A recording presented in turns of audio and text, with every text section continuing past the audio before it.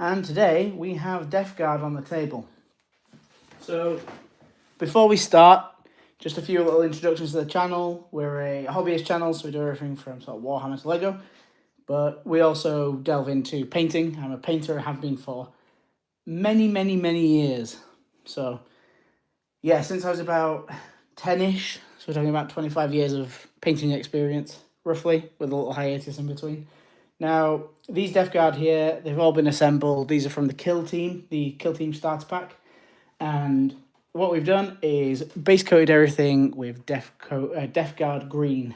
Now, it's really important. These colours, it's a big top tip. It just gets you around about the ballpark. If you can see the actual plastic, the injection plastic colour compared to the spray colour, very close.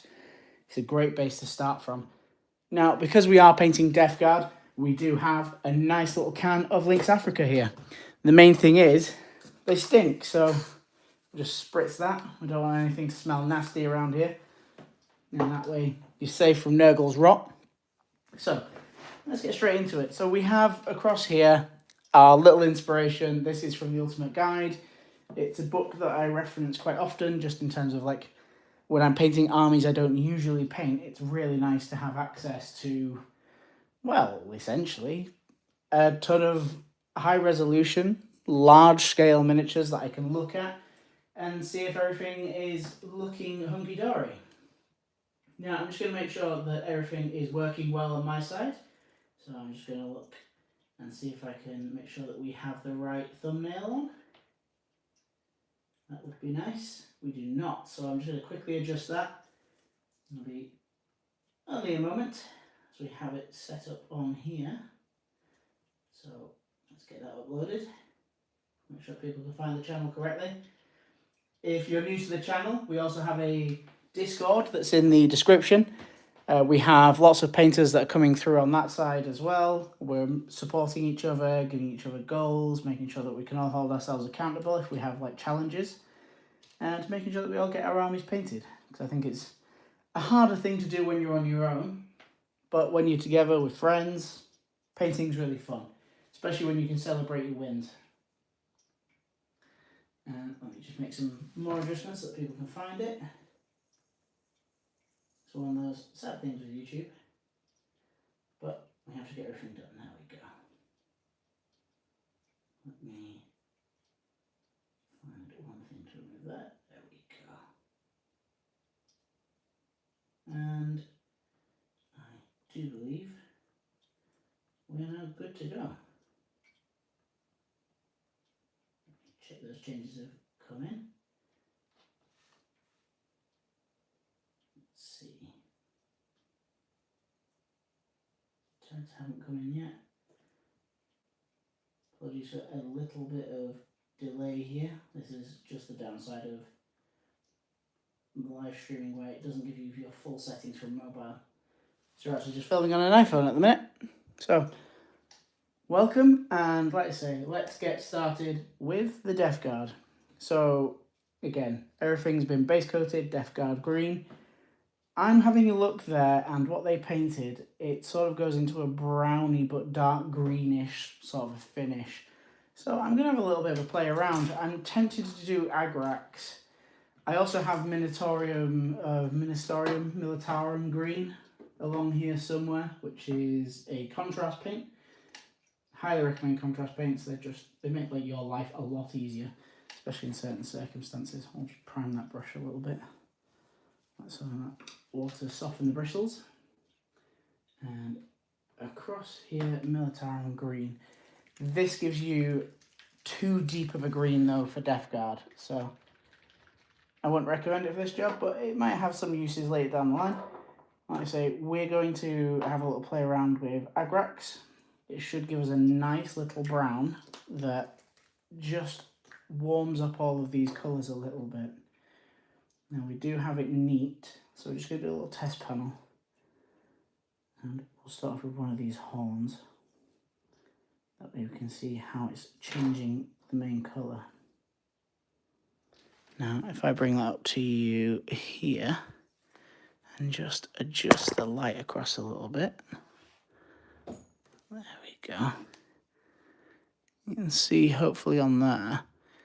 It's browned up quite a bit, but it's still held onto its green, which is exactly what we want, because we're going to go back over this with Death Guard green, highlight with all green camo, and then we've got Iron Rack skin as well for an extreme highlight. Although we could possibly go straight to Iron Rack skin. So we have lots of options. Now, we also have lots of elements on here that will be painted in copper.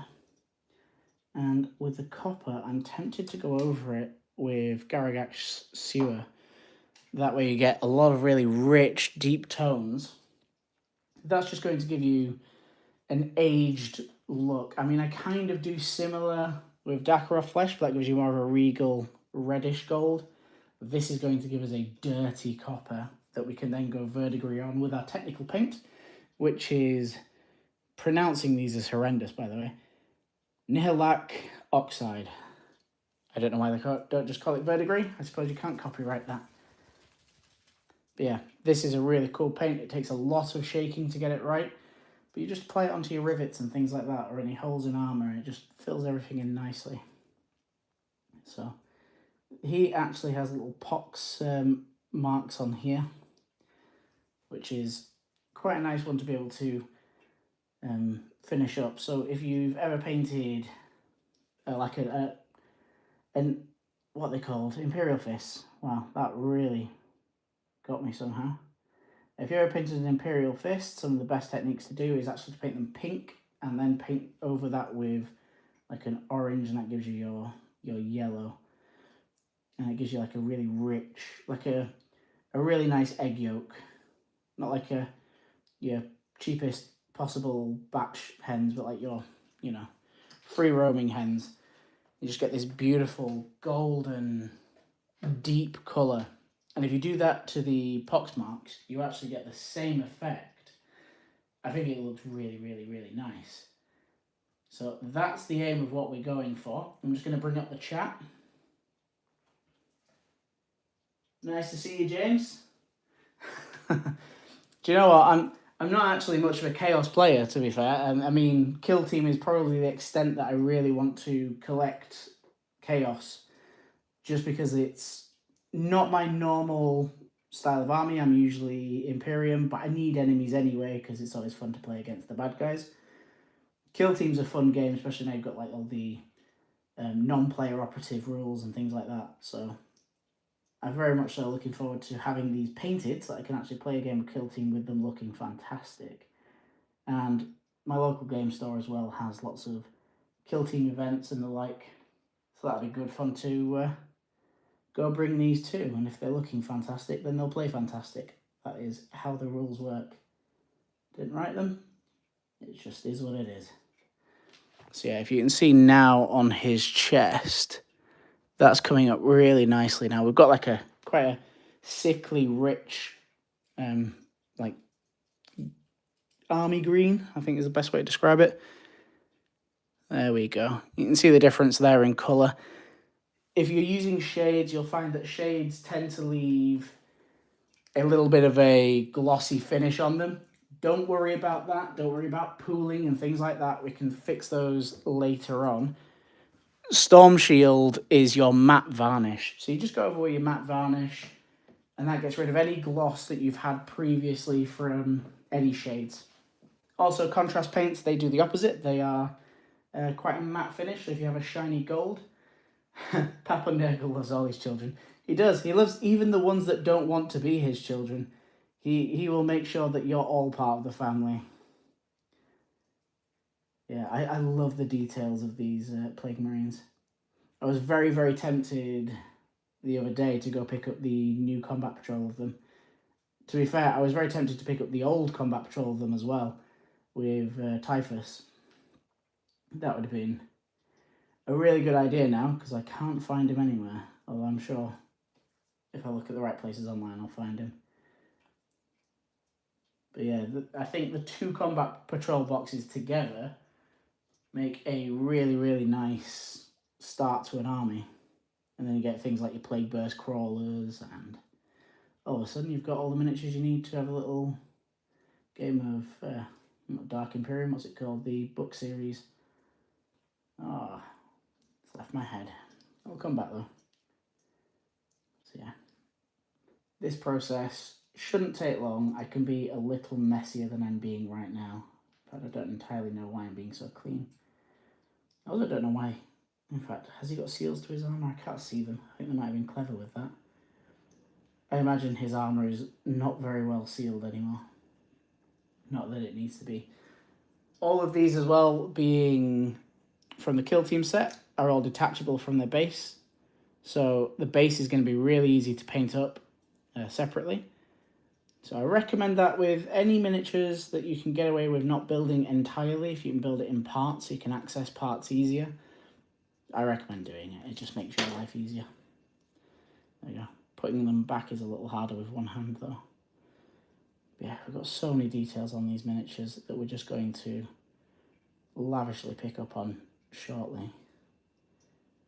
And I think this is Mark III armour. It's kind of hard to tell. I mean, at this point they're so tainted and twisted. There we go. This is looking as well as I had hoped it would. I didn't know if it would go too brown with Agrax, but actually just that little warmth from it is working perfectly. Can I take off his weapon? I can, but not easily. So we'll just ignore that for now. Yeah. So down there we've got one of these plague spewers as a little bit of inspiration for when I come to paint that as well. I tend to find having easy access to artwork, books, again, you don't have to buy these books. The print of them is something that I like to just have, like to have something physical. But you can equally just have any form of digital art, anything that just inspires you, gets you creatively thinking. I mean, who wouldn't want to paint Death Guard when you've got Mortarion just staring at you? Iron. Iron as in the Iron Warriors? Because we don't do Iron within here. No, they're a different breed of Chaos Space Marines. Although the new miniatures look pretty cool. The, what they call them, the Warsmiths. They're really nice. If you want to see more videos like this as well, please do subscribe, hit the like button. We also have the Discord in the chat as well. Oh yeah, of course, yeah, Mark III Iron Armour. Yep, thank you. I'd lost track of where I was at with that. Yeah. Do you know what? I do have some Mark III Iron Armour for my 9th Legion, and that is the Command Squad. Otherwise, I don't really have a great deal of I think I've got lots of Mark II because of the Saturn 9 box. I have quite a few Mark III not Mark III, Mark VI armour. And then a ton of like the Forge World miniatures, which seem to be more of a mix or more specialised armour sorts. So you see the likes of Ralderon, his armour is very different to what you might think. Interesting with the back of this, huh? I think this is where a bit of my creativity has to come in. So we'll paint it all up green for now, but I think a lot of this is going to change when we do the finalised model. I just need to figure out what these details are. I mean, I can start to piece together bits of it. I love like the leaking pipes. Just what they call it. Yeah, of course. I have, I think it came in a White Dwarf magazine not too long ago. It had all of the armour marks up to the Indomitus era. And just nicely displayed. No like real stats or anything crazy, but it's nice to see them all together, just to see like the supposed advancement. But I do like Heresy just for having such variation between miniatures. And everything in Heresy feels very full of character. Not every army in 40k feels the same. I think Blood Angels unfortunately got a bit shafted with the recent edition release as well. Sanguinary Guard are obviously a pain point for any Blood Angels player. But even just normal Marines, we didn't really get anything that made... The upgrade sprue wasn't enough to make Blood Angels look like Blood Angels. I mean, their armour is particularly ornate. So I think that 11th edition, hopefully we undo the damage done to Blood Angels. Give them justice for the Sons of Sanguinius. I also collect a lot of Ultramarines. If you've seen any of my videos, you'll know that already. Okay, so we have one miniature there. He's going to dry. This, surprisingly, is one of my favourites. The guy with just a bolt gun, but all the skulls on the side, that's going to be incredibly fun to paint up. In fact, going from a green base might be really nice, but I'm thinking copper again. And we might keep the trim around the edges in green. So let me know what you think about that. I think that might just give it a bit of pop, and we can really play about with the verdigris in the skulls then. Equally, we could paint them, you know, a typical bone, a cream colour. There we go. Now, just try and get this into all the crevices. So, Martin, do you collect Nurgle as it is? Is that one of your main armies? Because I think you must have the patience of a saint if you do. I know, I mean, I suppose it's a good and a bad thing. There's so much to paint with them because the detailing's so good, but equally there's a lot of detail, and that's not something we should really sniff at, especially not at the price that Games Workshop wants to charge us for miniatures. Yeah, I love that they also do, like, you know, you can play your Liber Hereticus and whatever they call the Traitor Marine one, that Liber. I don't have that one, funnily enough. But they have the, like, Loyalist version, so you can play, you know, full, you know, Emperor's Children as Loyalists. And like, you have your remnants that are still fighting for the Emperor. Like Soul Tarvits. Oh, God, the chainmail on this is going to be amazing. I have a bunch of Plague Marines, but they were only at Assembly Undercoat stage. Yeah, to be fair, I've had this box set since the new starter set came out, which has been quite a lot of months, so I think this Warhammer channel, well, I say Warhammer channel, it's a hobby channel, but this channel has just given me a good excuse and a good motivation to actually, you know, get to work and get them up to speed. Because these are stunning miniatures. I feel sorry for the guy at the heavy metal team that has to paint them up, especially with like a time constraint. They don't seem very, you know, inducive to rushing. But if you have any tips to speed through them that I've not heard of before, I would love to hear them. I think I'm doing a relatively good job just getting them to this sort of a murky green. I have Black Legion Infantry Force with some Tzeentch, Slaanesh and Nurgle Marked Marines in it. Oh, cool. So my plain Marines will be black. That's probably a good idea. Although, you still have so much detail work, and as we all know, Space Marines and trim is just, it's the most fun. I mean, it looks great when it's done, but yeah, it's a lot of effort. Yeah, this guy is gonna look fantastic when he's done. Yeah, I think Nurgle got really treated with grandfather James Workshop. They really went all out with the miniature design. And I know that these were originally Space Marine heroes, so they were a little bit extra. But even in terms of just regular Plague Marines, the box set is just full of so many options, so many details.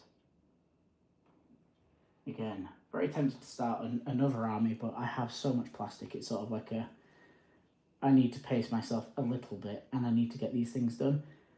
But future challenges, I think it would genuinely be pretty good. I sort of look towards the Kieran show for a bit of inspiration, although I promise I won't be like Kieran and say I'm going to paint an army and then not paint it. No shade, I do love the Kierans. But yeah, that's sort of a a goal and inspiration of the channel is to be a little bit closer in line to them. Obviously, they're a duo, so it's a very different kind of show. But in terms of the painting, I mean, we still have options in terms of collaborating with other creators. So I think that might be something that we're going to look forward to in the future. I've just got a hair, because it might be a bristle attached to my marine there. So I'm going to just try and fish that off, which is more difficult than it looks. There we go. Might be a slightly darker panel there now. But that's fine.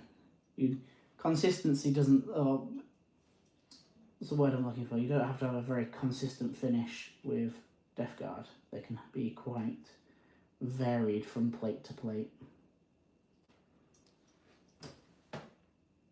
So if they go with black, I basically have an assload of Marines, Obliterators and Venom Crawlers. I like Chaos Armies to be a mix. Yeah, to be fair, my Space Marines have to be a mix as well. I don't like having meta lists, I like having fun lists. I like having thematic armies rather than something that just all out wins. So for me, I like having the 3 armor variants. So you've got your Tacticus, you've got your... what's the Reaver plate, the Infiltrator one, Phobos, and you've got, you know, your heavy Gravis armor. So I like to have a nice blend of those to think that, you know, everyone knows their role within the company, everyone has to, you know, come in that specialised role and hit that niche that they need to do. So that's always like my inspiration with my armies, bit of variety. Also getting to paint up a few different miniatures, which in 40k, changing armour is surprisingly quite helpful to paint them all. He's nearly base coated up, although I've got to put his backpack on. Again, any miniatures that are these monopose, push fit, they're a bit of a blessing to paint, especially with something like this where stripping apart a miniature is quite handy. Right, his armour's looking pretty good. Let's get into his little minions at his feet. We might have to do the same with the Plague Spewer. We just, even just having that depth, that little bit of shading and the shadows put in, it just clears up the picture for you so you can go in and really focus when you're highlighting. I think whenever you do any sprays like this as a base coat, you lose a lot of depth. It's a bit matte, it's a bit flat.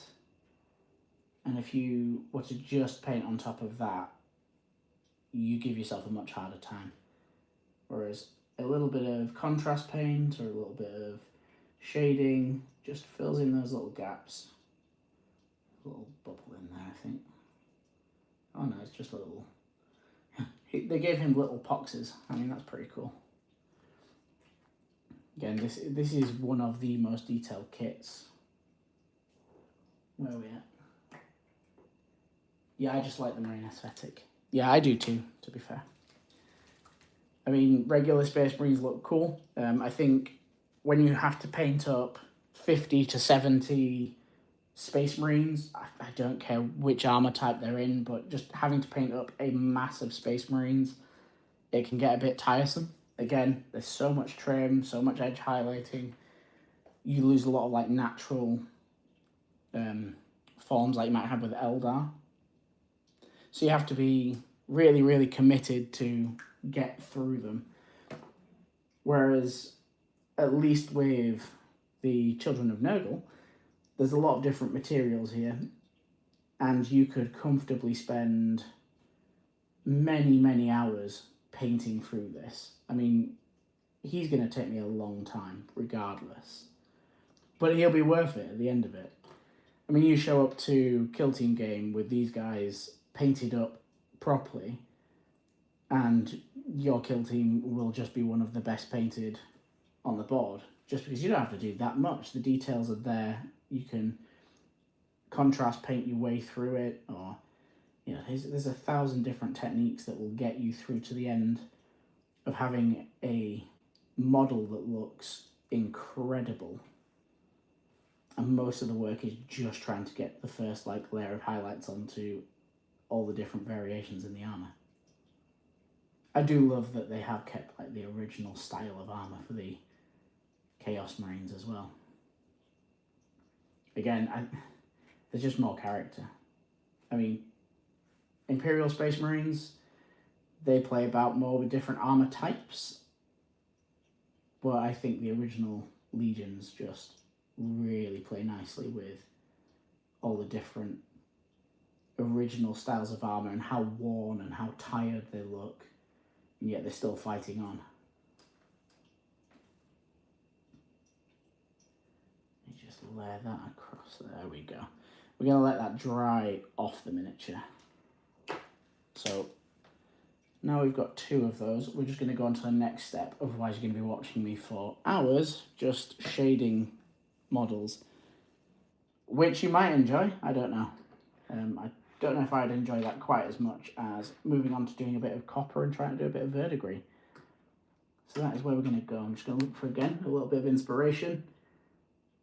So you see their copper is quite a warm copper. We're going to try and go with a bit more of a dirty copper. So I'm going to I have 3 Artificer brushes. Don't get me wrong, I'm sure there's better brushes out there, but I quite enjoy them. I look after them. Oh, another top tip. If you weren't here for the original top tips, Martin, nice and simple. When you're painting Death Guard, always keep your Lynx Africa with you. But also, brush soap, because they're incredibly dirty boys. They ruin paintbrushes just by rotting the bristles. So every now and then, just straight back into the brush soap. Just prep that brush. We've got full gripe copper, which if you're playing with Retributor armor is a bit too warm for what we're looking for. We want something that's just a little bit cooler and a little bit more of that almost bronzy aesthetic. We'd also have a proper bronze in there as well, but we don't want to go too bronze. We want to keep this nice and coppery. So just go in here. Again, we want possibly 2 layers or 1 slightly thicker layer, and I don't mean thick as in like paste it on, I just mean so that opacity is still kept down. And try and keep neat with your lines, because you obviously just put in a shade. You don't want to go over your shade immediately. As you can see on here, just getting that into the recesses. How's the audio for you lot as well? Because obviously I can't hear it as much. You're practically over my shoulder in terms of the phone, but sometimes I'm facing away. I don't know if that's affecting the audio too much. But if it is, let me know. And I'll try and make adjustments in future live streams as well. It's one of those, we're learning as we go. Audio is good. Oh, thank you. That's a nice rich copper. It really is. Chaos Train, the destroyer of brushes. Yeah. When everything's a spike. Just get a little bit of that off. We don't want too much. Those paint pots are... And I was around when they first changed them from the original GW style, which were reasonable, to these new style pots that they haven't really adjusted much since. The amount of times that I've now got, it's mostly metallics to be fair, that are really, really bad. But when paint starts to pool at the back of them, and they just start to build up and then they don't seal correctly. And then your Retributor armor is thicker than, well, I don't really want to say any random jokes, but yeah, pretty thick. Certainly thick enough that they don't seal and then they don't work properly and then they split. So I recently got a new Retributor armor, which I don't think buying paints is particularly interesting, but it was interesting when I had the new Retributor armor and just how clean and smooth that paint was. And just how one layer put it on perfectly. It's like, oh, this is what I wanted all along. Okay, so this is actually just one layer of this copper. Let me just try and get that in focus. There you go. One layer of copper. I'm going to let that dry for a couple of minutes. Also do the underside and the edges. And then we're going to go in with its Garagax Sewer. So that is a really dirty tone. I'm sure a lot of people nowadays want to use oil washes and things like that for it. But if you don't want to go the oil wash way, you can be precise with that. And you get a really dirty colour out. So yeah, and I want his armour to just look like it's just falling apart. He's not looked after it. I mean, he's not needed to look after it. They're a bit arrogant and cold, if I remember correctly. So, just get a nice thick layer on the inside where you're not really going to see it properly, so just want to make sure that colour is down correctly. Trying to be as neat as possible. And I don't think I can take the backpack off of this one easily. Yeah, that's in place quite well. But again, we could break it down at some point. Has he got any skulls on his knees? No. But look at all the trim on him. Just hours of trim work. Just a little drink of water.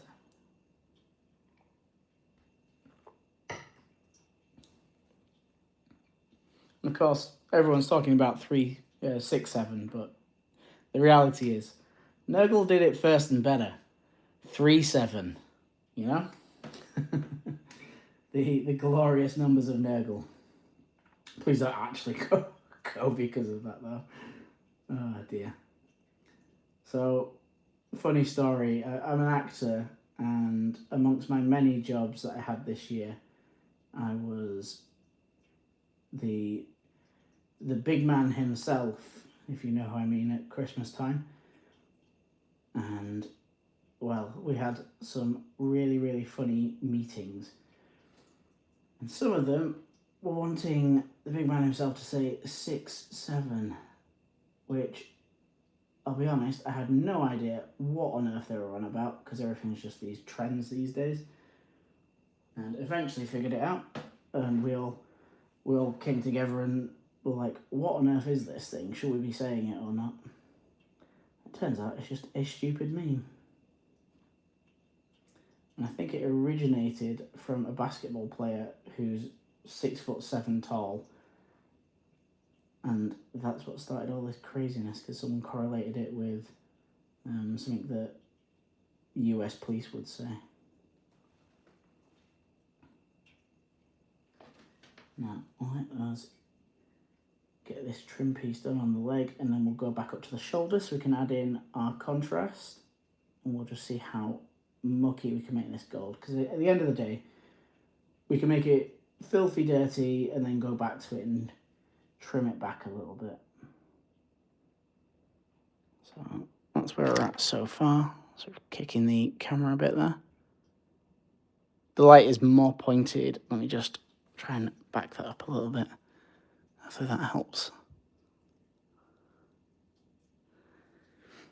So even just at this stage, because it's fed so deeply into the, let me get my words right, the Agrax Earthshade has fed so deeply into like all the pits of the armour, the green is already looking pretty decent without having to do much. Let's see if I can move you ever so slightly closer. So it's almost like cheating in some aspects, because you're not really having to do that much hard work. I mean, spray painting the base coat, a quick little go over with a shade, and your armour comes out looking nicely grubby and dirty and aged. It is a bit of a cheat code. Let me just give this a bit of a shake, actually. Don't know if you can see that, but if you have a certain contrast that's multi-part, like that, you can see all this separate colour. You need to make sure that's well shaken. The Garagax, oh Jesus, these words are horrendous. Garagax Sewer doesn't need that much of a shake. So we're going to go on neat. We're not watering it down. No mediums to try and thin it down, because we can always go back over it. So let's hit this up. Oh yeah, it's going through dirtily. this is about perfect to what I was hoping. So sometimes you go for broke and you just win. And this feels like a win. Feel free to get it into the recess between the armour and the trim as well, because it's a brown, it's sort of like a layer that can, it's like a universal layer for this. You can go between them. So let me just get rid of some of the excess. We don't have to be so heavy in places. Can you see that? So without any real effort, we have a really dirty, grubby looking gold now, or copper. It just really brings this miniature to life. It really shows him as a, you know, an ancient, dirty sort of marine. If you have any questions wanting to paint other schemes as well, please do let me know. Especially if you're wanting to paint, you know, blacks and things like that. If you're happy with your scheme, then by all means carry on. But if you want any advice for choosing tones, then let me know. I'm just going to work on this trim. So again, I have my small brush here. So being relatively tight with our paint. We're actually trying to go just over the trim line so we hit the recess as well. And we can do the exact same underneath. It's just lost its point a little bit, so we're going to go back in.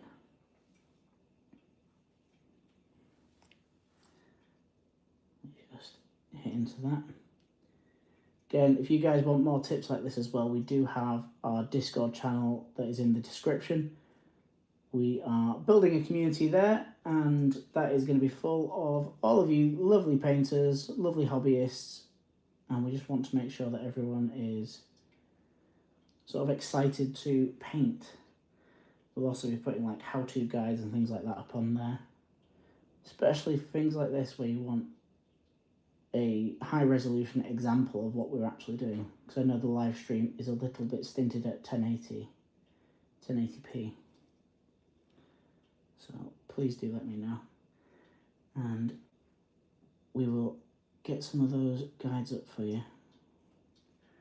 There we go. Now we have a little bit of a layer in between that's not precisely detailed.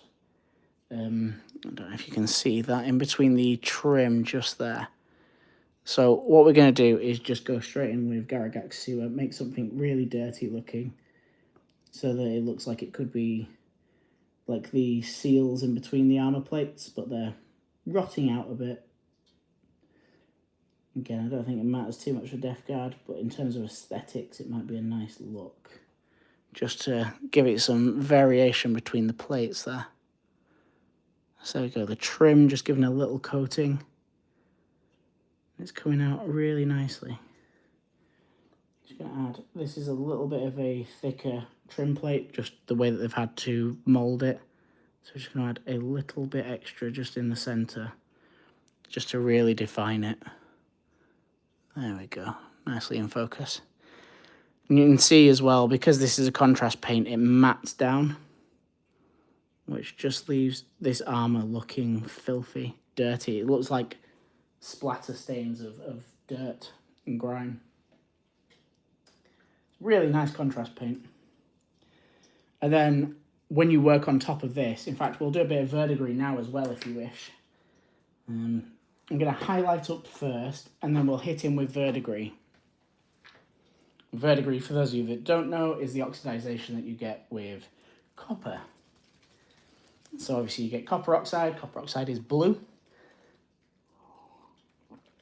And copper being quite a soft metal, it tends to run. So you can do it in streaks, you can do it in pools. You get a lot of creative options to make it look the way that you want. You see there, that is now perfectly mixed. So we'll come back to that in a second. We're going to go to our extra small brush. Just prime that up a little bit. Essentially, we're going to be edge highlighting across this armour. So we want it to look filthy everywhere, but we do want that little bright sharp edge still. The best way to do that is just the edge of your brush, go about halfway up your bristles, and then just carefully apply onto the edges. Again, this detail is probably a little bit too hard to see on a live stream, but I'll be posting it in the community chat as well. If you don't know, I tend to post quite a bit in our community chat, so feel free to get on there, and that way you can keep up to date with certain elements like updates on painted miniatures, because that way you get a high resolution version.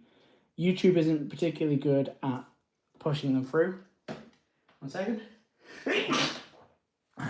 Oh dear, bless me. Nurgle's rot, you see. So we'll just quickly spritz some links, get rid of Nurgle's rot. Hopefully clear the air a little bit.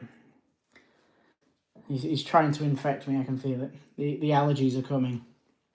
You can almost, if you have a little smell, yeah, it smells like a Magic the Gathering party. So it's got a little stink to it. Only joking though. Although actually I'm not joking. There's some game rooms that I've been to where the smell is horrendous. Just basic hygiene, you know. Not everyone gets it, but those that do, you're appreciated. Now we're just going to finish off with these little rivets. Just give them a nice shininess. Now the actual finish to them, looking a bit brighter, might look a bit too new, but once we add in the verdigris, it's just going to nicely sit off of them as well. Just do the separation between these two plates. So again, this being the extra small brush, you have a little bit more control. If you were using anything a bit larger, you might be too imprecise. Also, just get the top of this layer here as well. Again, it's only subtle. Again, you can imagine if you've got an oxidized plate, if that plate were to get scratched, that oxidization layer removed, then it goes back to being a shiny copper. So you can imagine similar with this. So don't feel too bad if you're a little too inaccurate. Okay, I'm getting these on. And just a little pop on the rivets on the bottom plate. And then go on to verdigris.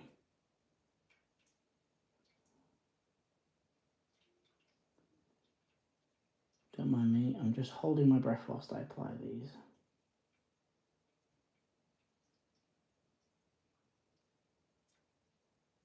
There we go.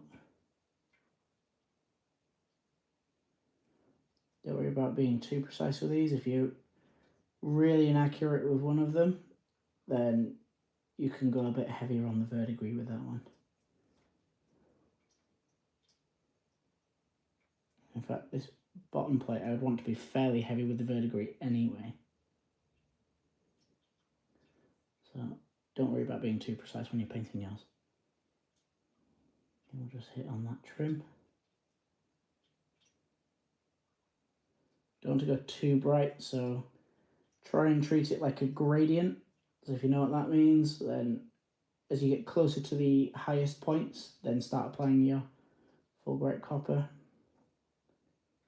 And then leave your dirtier copper as it is lower down, or in between the edges where you would normally highlight. Just clean this brush off.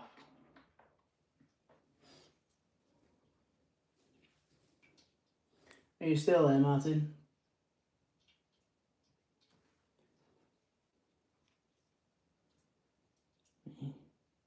Get a little bright dot in there. Show the sharpness of that edge where it's cracked. And again, if you wanted it to look a bit more aged, you don't have to put in the bright spot towards the edges. You can still leave it being dull. Glad to see you still here. I'm quite interested to know, is this on as background whilst you're painting? Or is this sort of just a sit back, enjoy, quite relaxing?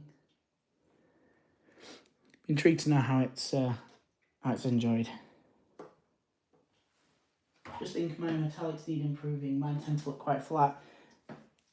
This is where contrasts have come in as a bit of a clutch for me. If I went upstairs, I have a ton of old miniatures that I painted, again, back when I was between the ages of like 10 to 16. And that was very much an old school way of, I'm going to use modern colours just for ease. I will base my gold in Balthazar gold. I will highlight it with Retributor armour, and I will highlight that with further edge highlights with Liberator gold. So you'd start from a base, and you would go through every stage to get to your end result. It's a very time-consuming process. I don't think it's an ideal.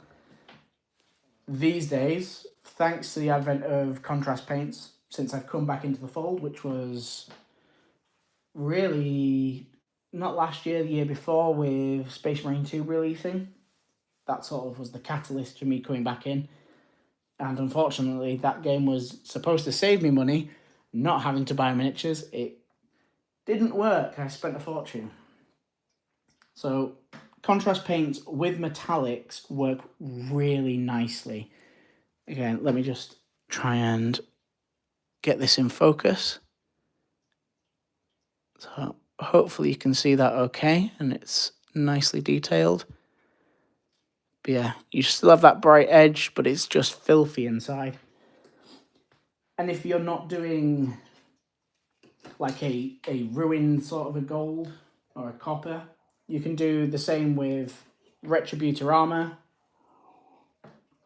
Retributor armor with Dark Oath flesh. You see the amount of things that I have that you can just remove off of a miniature. There we go.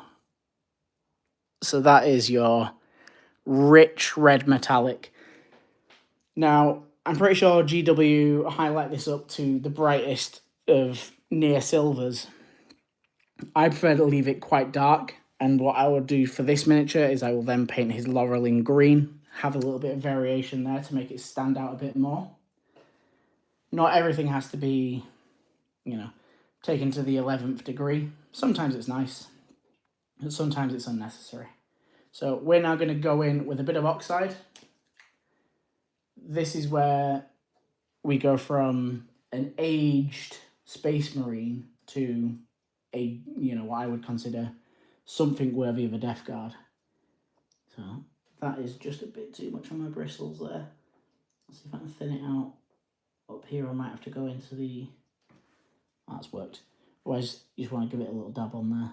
So we're just going to hit into there. This is a really thin kind of paint.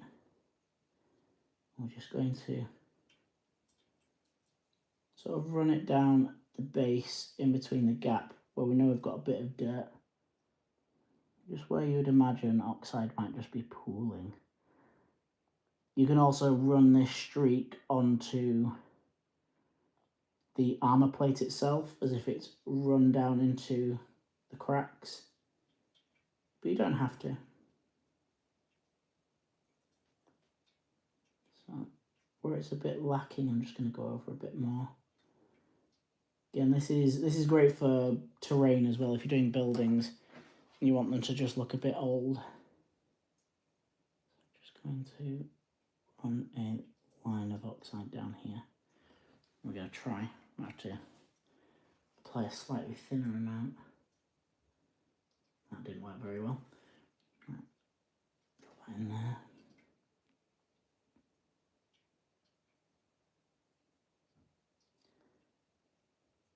So again, you can just pop this oxide where you like, in whatever thickness and consistency you really want.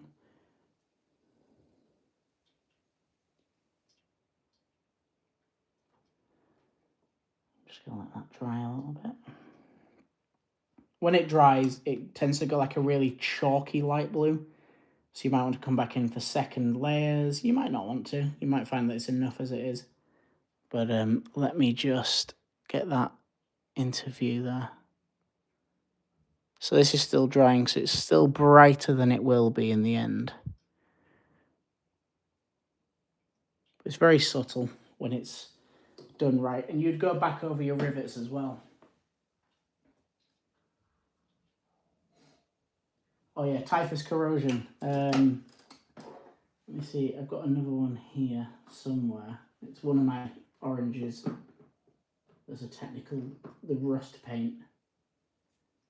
If I can find it, there it is. Riser rust. Now, there are silver components on Death Guard. So again, if you want to take that to another level, Riser rust is a big one for you. I'm trying to think of where I've done that. I think I've done that mostly on ruined buildings. Again, you want to show that age. This is a really good paint for it. So a quick time check, 9:30. We're not doing too bad for time. I have a fun meeting with a good friend of mine in York in, well, 2.5 hours. So I've got about another 45 minutes that I can spend here before I've got to make sure I'm ready. But yeah, we're just going to go back in with the full great copper now and just touch on some of those rivets again, just to get that pop back. And again, contrast is the variety of life. So,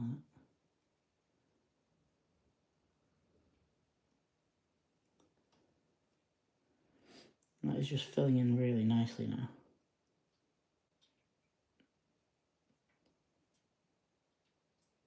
And you still get the bright highlights. It really stands out.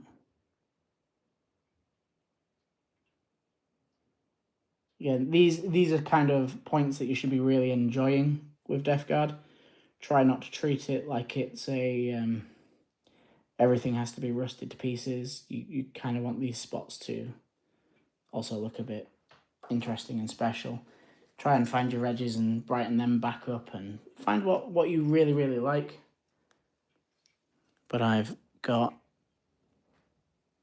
some really nice bits there. Oh, that is nice. Yeah, I don't live in York. This is a bit of travel to see a friend. I won't say where I live. I don't want to dox myself. But yeah, Devon sounds incredible. Although, does that mean that you then put the jam on first, then the clotted cream for your scones? If I remember correctly. And then the Cornish are cream then jam. I think I've always been a cream then jam kind of guy. Like you enjoy the sweetness and then your palate's refreshed immediately by the cream. Now we'll continue. This shoulder pad seems to be a really good example of what we can build up on. So I'm going to go into a bit of a bone colour, and you'll see here, having these books for quick hand inspiration is fantastic, because right here we've got a bone sticking out, so I can see immediately what the end goal is of what I want. Now, I need a colour that is bright enough to contrast over, but not so bright that it's going to be washed out and a bit pointless. And for this example, we're going to use Karak Stone, because Wraithbone is a pain to get on flat.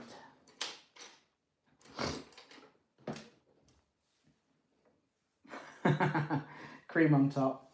My family put the jam on first. Yeah, I thought that might be the way. Yeah, it's a strange one, but to be fair, if I have like, just a scone, I'll split them in. I don't mind like doing both as well. And then seeing the difference. Give this a little shake. This is Karak Stone. This is a nice thick paint. A bit old school Warhammer in some sense, but not in the way of Wraithbone, which is a lumpy paint. This is still a nice smooth finish. So recommended for doing bone colours. If you're trying to do fabrics and cloths, if you're doing something clean like a Space Marine, then I recommend starting off with Talon sand and then doing mixtures of Talon sand with Wraithbone to work towards your highlights. But in terms of this, Carrick Stone has this nice neutral, it's not too warm, not too cool. It should work really nicely for bone. There you go, that is working really nicely. Again, we're going to go over this with Garagax Sewer. So every now and then you find a paint that is quite universal, but it's binding your full palette together. Got some nice little details in this bone actually.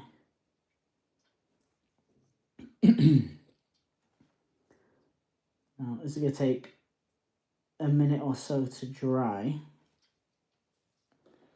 and in the meantime we're just going to play about with some highlights. So I'm going to hit up with Iron Rack Skin. This is quite a bright highlight. I don't think many people will go in immediately with this. In fact, we'll try a bit of layering. We'll do Death Guard Green first, and what we're going to do with Death Guard Green, because we know it's a brighter green, is we're going to treat this in the way that you would do a Zenithal. So just imagine to yourself, sunlight's coming from the top. What's going to get hit first? It's the upper areas of the paint. So these lower sections, we're going to leave those alone. So we create a little bit of a gradient. Pardon me, a little bit of a gradient. We're not doing that in terms of, we don't have to be super precise. If you thin your paint down a little bit, that tends to be just enough to give you a bit of like a lighter start to it, and we'll keep the depth of the paint then as well. And my cat's wanting to jump up. He's not used to this setup, and he likes to be near me all the time, so you might be able to hear him. So again, so we just go up to the edges. We're just working our way around all these cracks in the armour. Again, this will probably stand out more when we do the community post with the full res images, or if you jump onto the Discord, I will post some images straight after, just so everyone can see it. But yeah, it's too subtle to say at the minute. You won't be able to see much difference with it. But when you see it in the final version, it should stand out quite a bit. So now we've done that. I was originally thinking of doing an initial highlight with Ogre Camo. The colour looks just a little too vibrant, so I don't know how it'll look. We can try it and then use that as an extreme highlight. But we'll jump to an extra small artificer brush. And I think the idea with this is going to be, we want the line to still be thin. Sometimes when you're doing like your initial highlights, you can do a thicker initial highlight, because you want to highlight the inner edge of that highlight as well with like something a bit brighter. But in terms of this, we're going to want to be quite precise. And we have a lot of cracks on here as well, so we don't want to hide the details whilst we're trying to highlight. As you see, we've just got a normal Army Painter wet palette here. This is one of the most handy tools that I have. So I just really, really recommend picking up a wet palette if you don't have one. If you do have one, then I'm preaching to the choir, I hope. But yeah, I'm just going to have a little bit of concentration so we neatly get these lines in.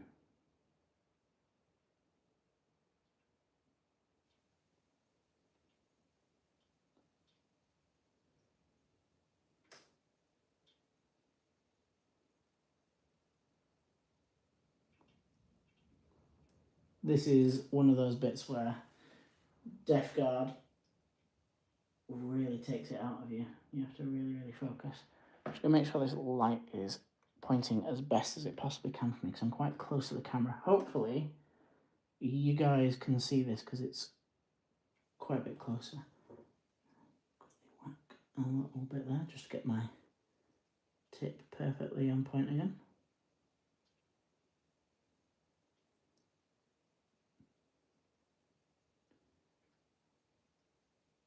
And try not to be too thin as to be too precise, because that really should be the next layer where it's a bit brighter.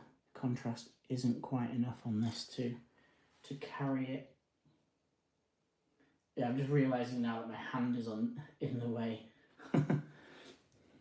Let's see if I can do anything else there.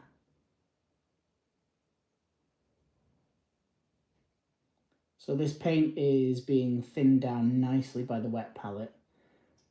It's going in a little more opaque, which is exactly what we want. We want thin layers here, just to give us that precision and that authority with the brush. So when you see the afters, you go, oh God, that looks really tidy and neat.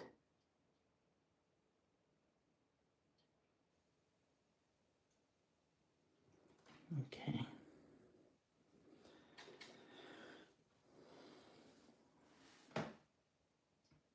Again, I use the old school technique of rolling the bristles on my tongue. That way I keep my precision. I'm just going to remove about half of the paint there onto the tissue.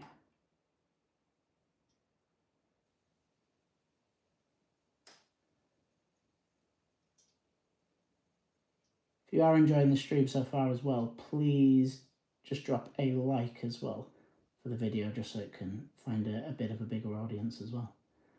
Whilst the channel's in its early days, you know, all the YouTube pleasantries like subscribing, commenting, everything like that makes such a huge difference just to this channel getting discovered, which the end goal for me is to be able to do things like this more often. I'm an actor and a performer as well as everything else, so having a job that I can control would be a lot nicer. And to be fair, the community has been absolutely incredible so far. Really, really welcoming. So we've just switched over to Garagak Sewer, and we're just filling in the cracks again. So essentially re-adding the definition between the plates, but a bit thicker, because we were on Agrax before, and Agrax Earthshade is not quite as gnarly as this is. So this is just really going to define the highlights that we've just put in.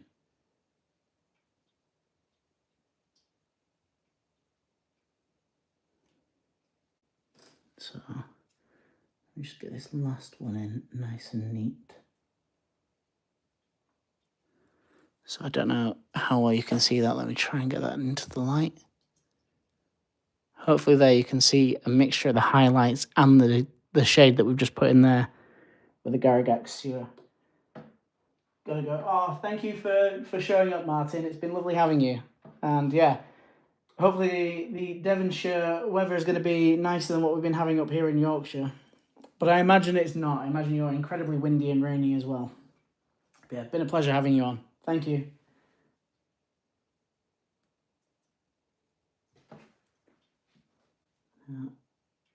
Downside with this brush here is occasionally it does have little splits to it. So you have to be on top of like your fill level. So if you've got too much paint in it, it really wants to separate. And it can with thicker paints as well. Pick up a bit of a spot on the nib. And that right now is just getting a bit too out of hand, so we'll just roll it on a wet part of the towel that we're using to dry it off. That just helps reform it a bit.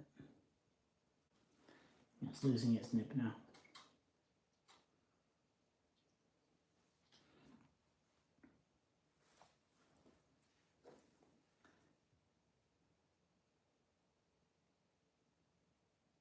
Hopefully you're all learning a little bit here.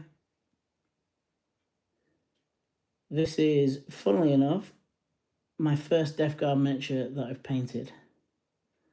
So it's a learning process for me as well.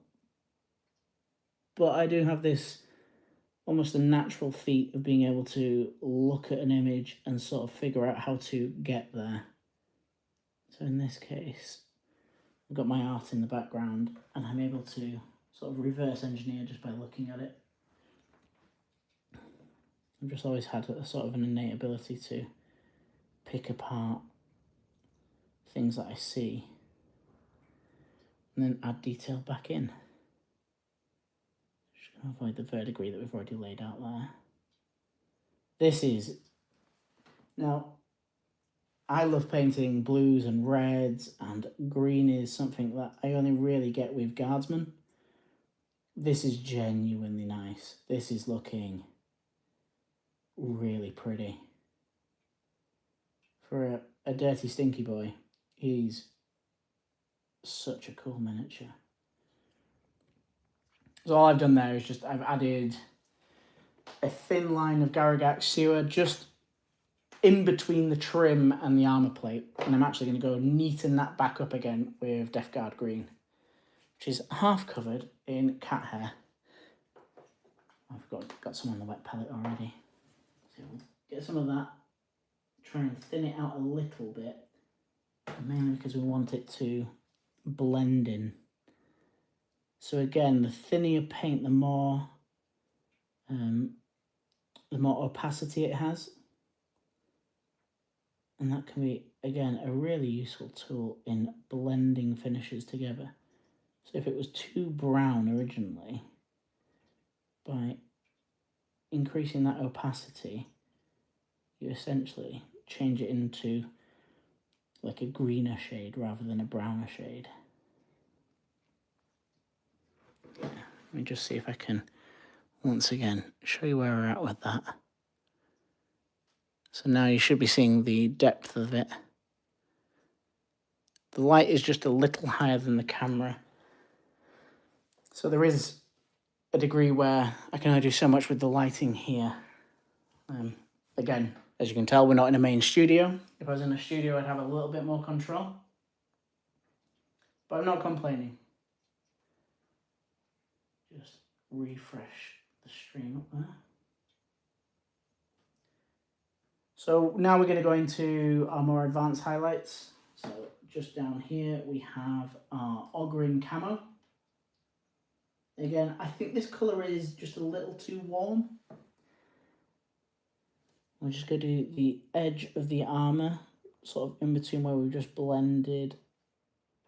We've got a really nice neat line there. This paint is just thinned down perfectly. So if ever you come across people that will tell you certain paints are bad, certain brushes are bad, take it with a grain of salt. I remember going to my local game store, and I won't name them, but it wasn't said in like a horrendously bad way, but they're like, why would you want that? You can have a Winsor & Newton for less money. And I was like, well, this is the brush that I want. This brush is quite nice. You just have to do all the same prep that you would do with any other paint. You make it thin enough that it goes on relatively easily. And then the precision comes through skill. Again, this is very much so a case of the more you paint, the better you get. And it's one that you'll not see model to model, maybe in the early days, but you'll see it over the space of 10, 15 years and you'll go, oh, okay, look at what I can do now. Oh, look what I've been able to do for ages and not really thought about it. So go back to your old models and occasionally just look at them, see how far you've come.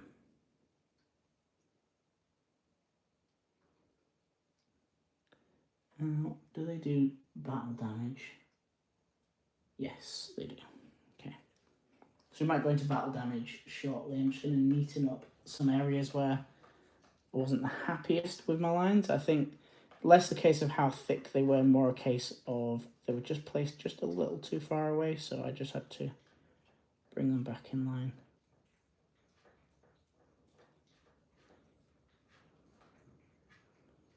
There we go. I understand you guys are just seeing my hands from this angle.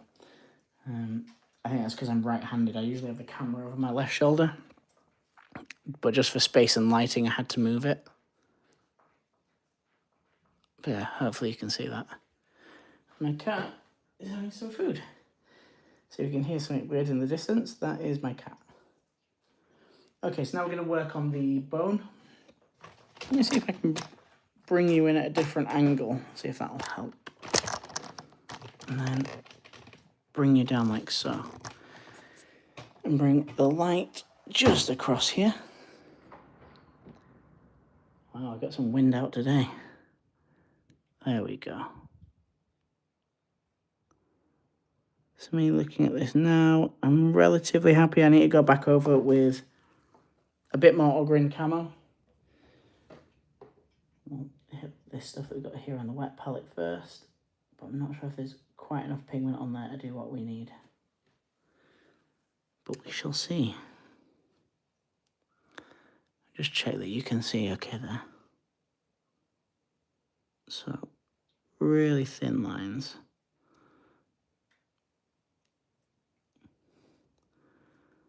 And there's a bit here that we're going to have to go back over, which is all fine. Yeah, I think we mostly did the highlights on this side. I don't think we actually got onto this side properly. We're just going to get a little bit more Ogrin camo, and I'm just going to see it's a bit drier in the centre of my wet palette. I just need a little less opacity. At the minute, it's just a little too thin. So I'm going to go find a middle ground. And we're just going to get a nice line in there.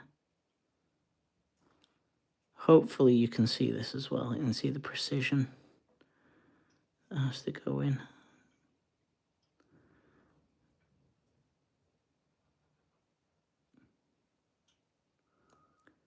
So I've said it on previous live streams, I'm ex-army, and one of the things that we used to do when we're firing is you had two choices: hold your breath or exhale slowly. And I tend to go for sort of exhale and then hold. And it just helps steady your arm. Right, that just needs a quick little dab back down in there.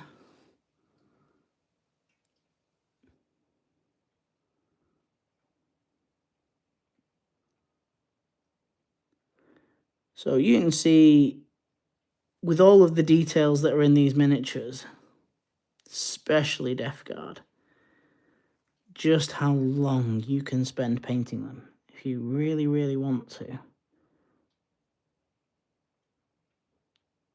You can really, really commit to making these stand out and be as special as you want.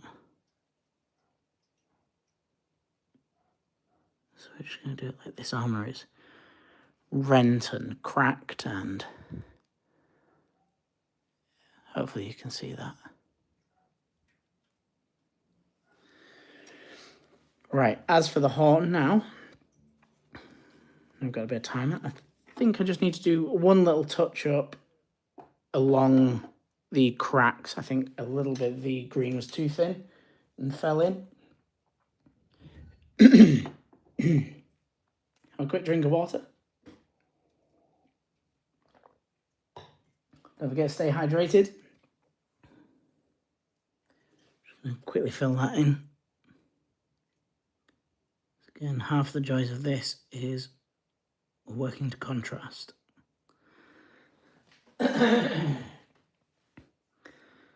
Apologies for having to clear my throat there.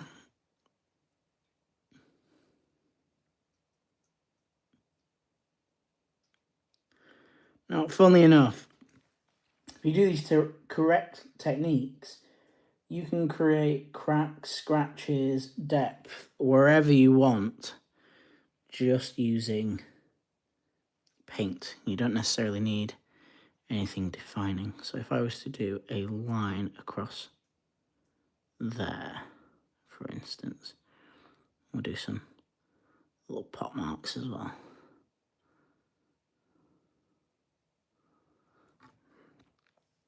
So you can see that we've just got some little marks just where my nail is there on my thumb. And what we're going to do is we're going to take ideally the really thin green that we've got on here. I might mix it with a bit of this, just in case this has thinned itself down. I want this to be really thin now.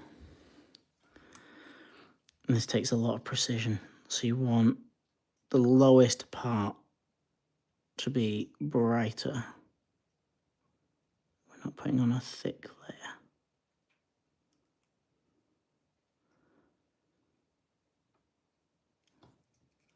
That was too thick.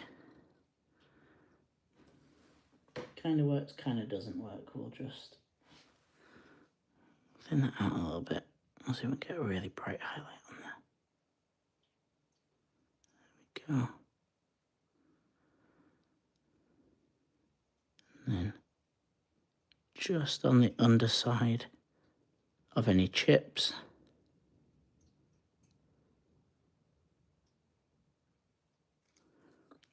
I'm literally talking such fine brushwork.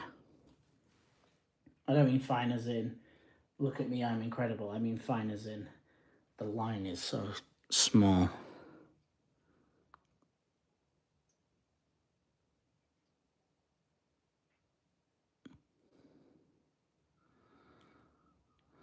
Again, even for me, just practicing, working to this sort of depth and detail, it all just adds to that same pool, that confidence, your hand-to-eye coordination, everything that you need to be able to do these highly precise jobs here. And better hand-to-eye coordination is always good. Just fill that a little bit in there. Just want really nice, neat lines around here. So, again, unfortunately, YouTube Live doesn't let me do things that I would like to do. Ideally, I would want to be able to zoom in on this for you so you could pick it up in even more detail, but I have to go to the bare minimum that it will allow. So if you zoom in there, you should be able to see the marked details just across here. It should just be perfectly in focus there. So that trim piece there is pretty much done. It's got a few bits to do on the bone, which is what we're going to do now. Again, if you've been around for a little while on the stream, please leave a like. Just little things like that just make a big difference just to get this channel's reach out there. And this whole live stream will be going onto a video. It'll be released in the live section, but that takes roughly about 24 hours. So I don't have much control over that. Unfortunately, YouTube only allocates so many resources to new YouTubers, so it takes a while. And this has been running for, nearly an hour and a half. So you can imagine it takes a bit of time to get this done. So we're just going to get this Garagak sewer onto the bone and go right into the crevice as well. Just using our brush flatly. We don't want much of this contrast. This is a very rich contrast. Keep your brush strokes in a straight line for this, because you'll notice with bone that any of the marks that we put in are always in straight lines. So I want to make sure that this is kind of kept so that we can reserve that sort of a detail later in. Just going to slowly build up layers. This is an old artificial brush and it was used for literally everything, so it's no longer quite as neat as it used to be. We actually do a reverse gradient for bone, or for these kind of things that are horns growing out. By reverse gradient, I mean it's brighter on the inside, darker on the outside. So we're going to start to highlight upwards.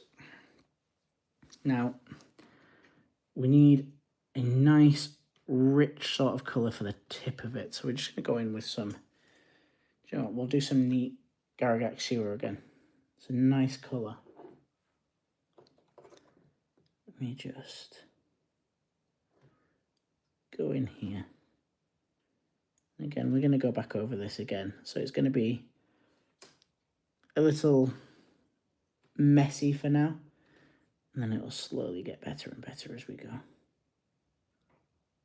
But we need the tip of this to be quite dark, which might take a little while to finish up.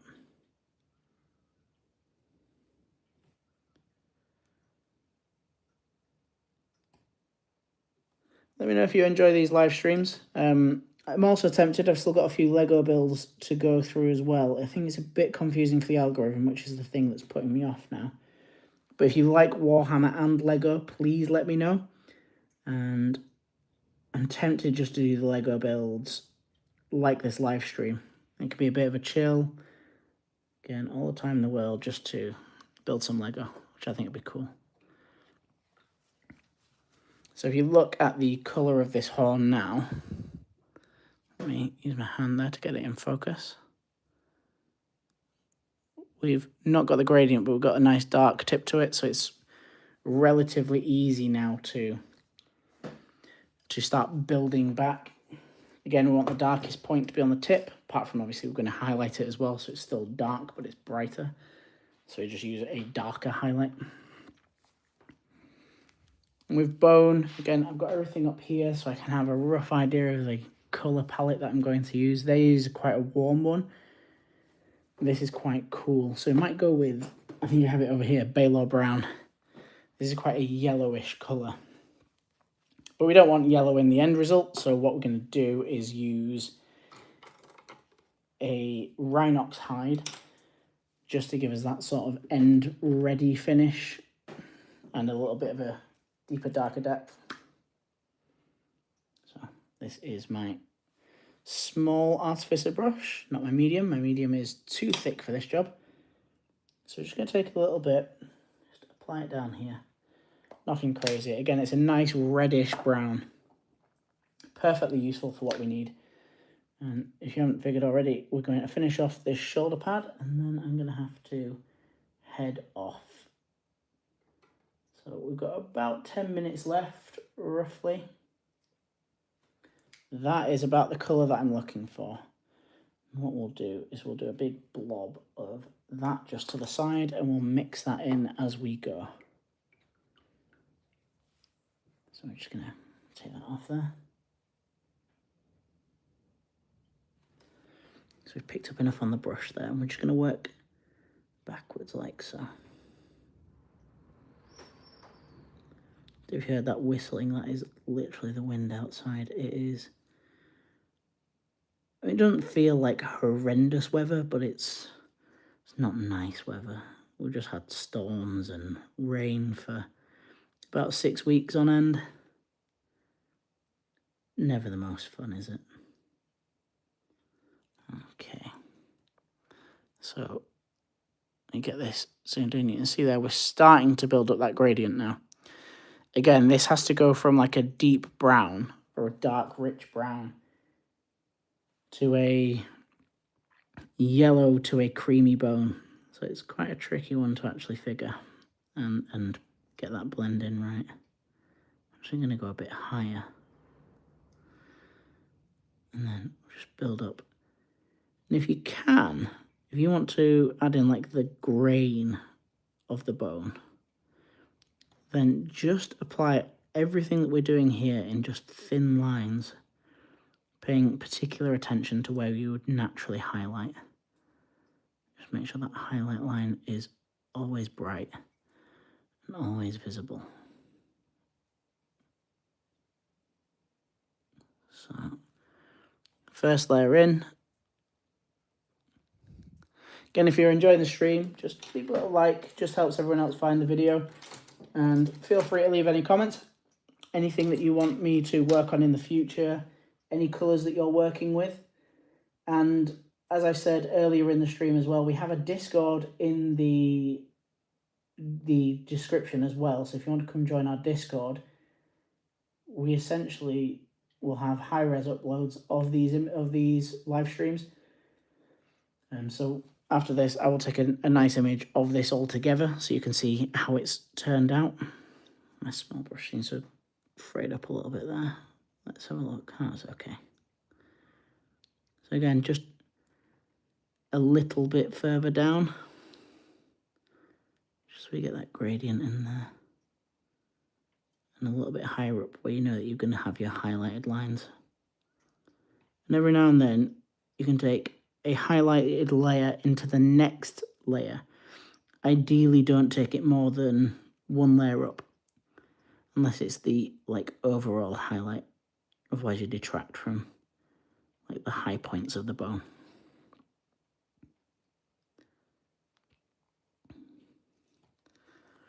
Okay, and then we'll just go back on ourselves a little bit as well, just so when we do add our brighter layers, they're not hidden away.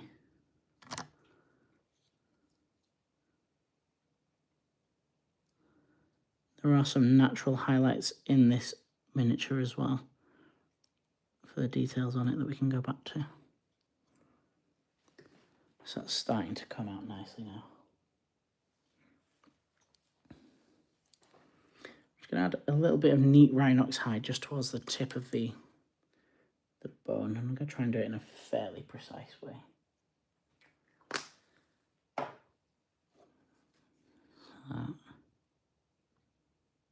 That was just looking a little too bright.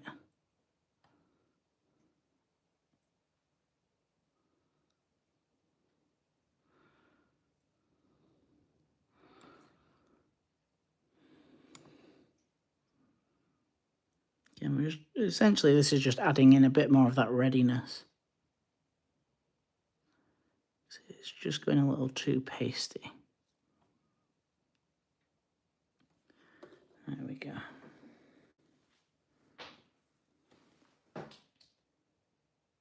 Go add some more Balo brown.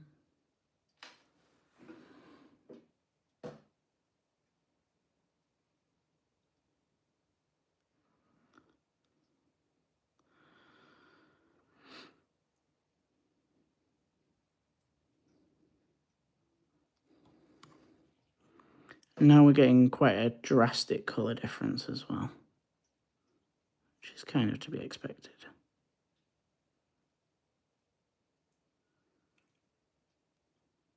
Again, every layer, just overlay your lines. That way you're building up a texture to it as well.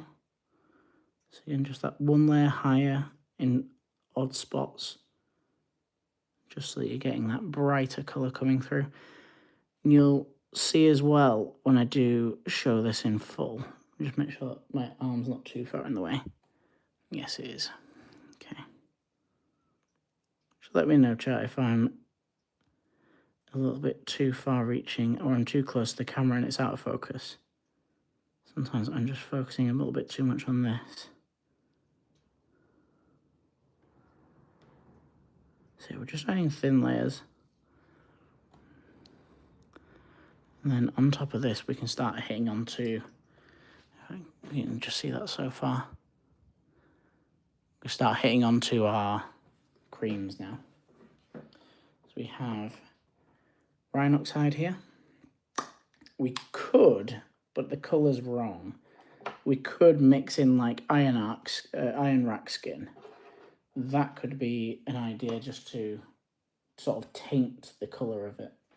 So again, give it that sort of like an unnatural sort of style.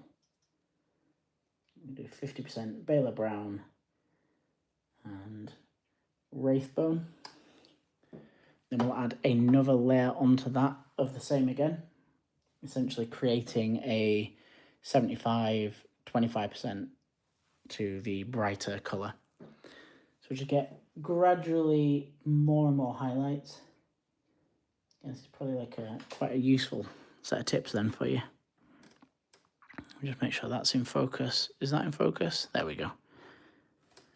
And then my thing moves.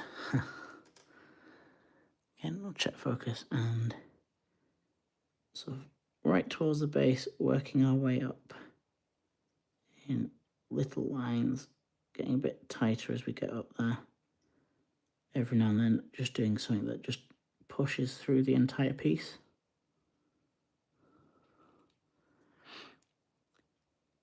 The idea is that we're going to have this contrast by the time that we get to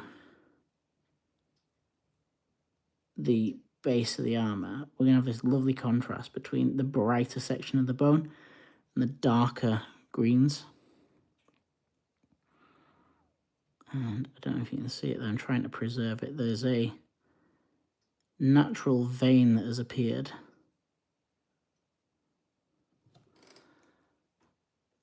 in the horn there. So we're trying to preserve that. That's a nice little detail that's just come up. You don't want to waste something that's naturally quite artistic and pretty, and sometimes, like, you know, get these occasions where happy accidents happen. You don't want to undo them. Sometimes that's character on a piece.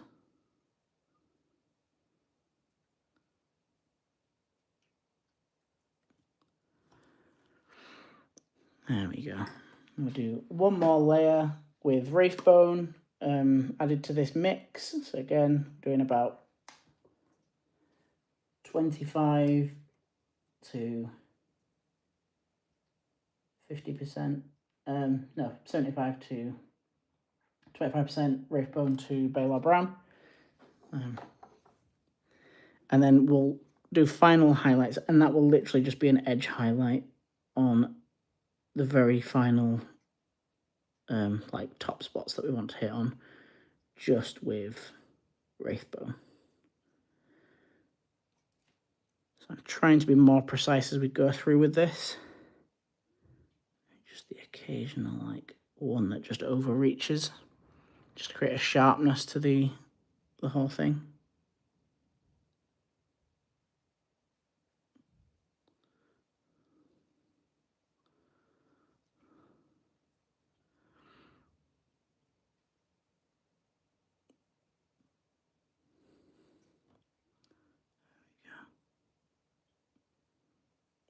I've just got a little bit of concentration just to get this done as well as I possibly can.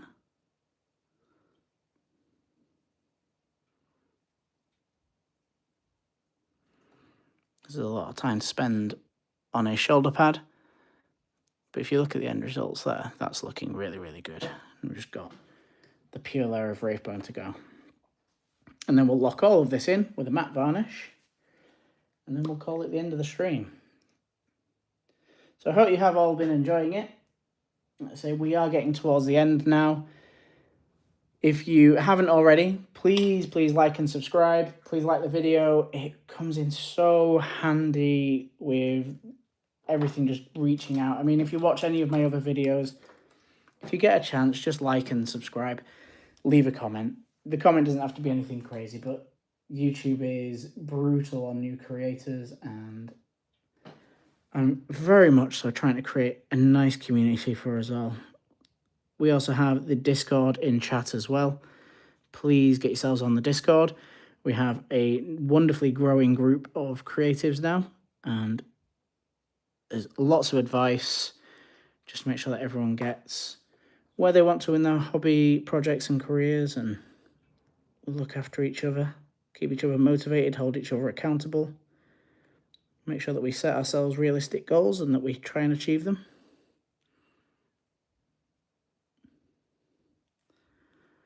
There we go.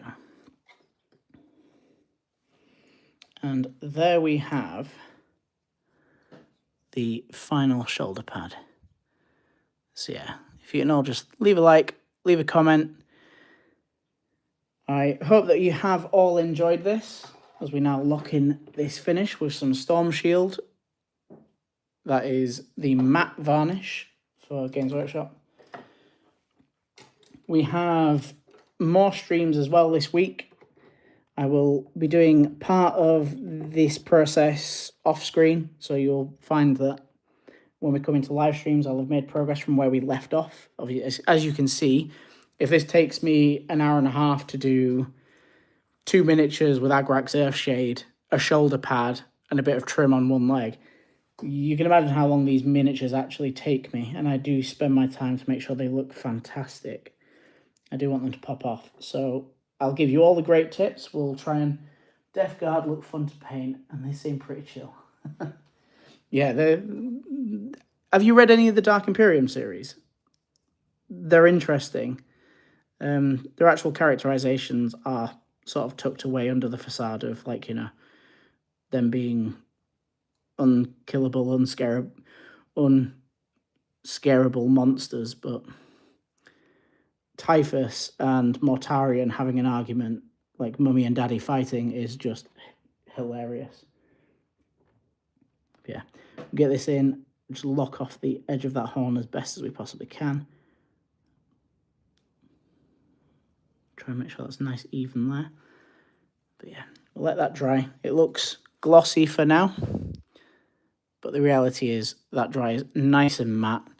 All of the detail that we've just put in is protected. We do have another layer of highlights that need to go on. However, I do find after you've done your first layers of highlights, if you're happy with the miniature, I recommend just leaving it, varnishing it, letting it all dry and cure, then going over your final highlights. If you find that your final highlight is messed up in any way, you can apply like a decal fix, which is a lightly concentrated thinner, and it will melt the highlighted layer off, but not the varnish. So it's a really useful tip for you all if you want to use that. But yeah, thank you all for watching. It's been a really nice, relaxing, over hour and a half. That's pretty crazy. Yeah. I've just realised as well. St. George. Actually remember your name rather than just on at random. All right, Jack. Yeah, nice having you on as well. Yeah, I will be back to live streams. I think Wednesday is probably looking like the next one. If you don't know already, the next video that we are going to be filming is going to be the box to battlefield in 12 hours with the assault intercessors. So I have 12 hours to build them, paint them, and then have them ready for a match, which I don't know if I'm going to be able to do it. I mean, you've just seen how long it takes me to do a shoulder pad. So I'm going to have to be quite disciplined. Even the build is going to have to be sort of quick. Like, I can cheat in some respects because, again, we have spray paints. I have the McCrag blue colour so that I can at least base coat them. Takes me 12 hours to do one. Yeah, do you know what it does with me as well, Jack? You're not alone.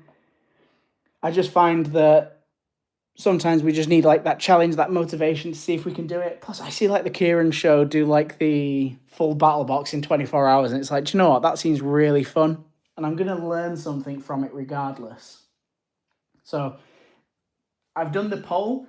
There's still time on the poll to choose which army you want them painted as. I've got Blood Angels and I've got Ultramarines. They will be using parts of the upgrade sprues regardless of which one you pick. So it's either going to be Ultramarines with Ultramarines upgrade sprue, or it's going to be Blood Angels sprue. Being assault intercessors, they're useful for both. But leave a vote on the post section of my channel. We've got a few things on there if you want to vote through. And yeah, we'll paint them how you decide between those two options. I'm not just painting them Imperial Fist for the fun of it when I don't have an Imperial Fist army. But yeah, thank you for all coming on board. It's been a pleasure having you all here. Please, again, leave a like. Just helps the channel grow and helps people to find these videos later down the line as well as commenting. I know it sounds silly, YouTube, you know, the amount of YouTubers that all say the exact same thing, because we're all going through the same struggles. It's difficult at times, and I've had it before. This channel used to be sort of an acting coaching channel. And when you're setting out videos that you spent a lot of time preparing, making and releasing to an audience of 5 people, I mean, it's nice that it's reached someone, but it's also disheartening. That, this time around, doesn't seem to be the case. The videos seem to be doing really, really well, so I thank you all for watching them. I thank you all for being a part of the community, and those of you that are joining the Discord, I hope that you're invigorated, because we're going to be doing some awesome painting miniatures. I'm going to go take a picture of this now and upload it onto the Discord. So thank you all. I will say goodbye this time. It's been a pleasure having you all. Take care for now.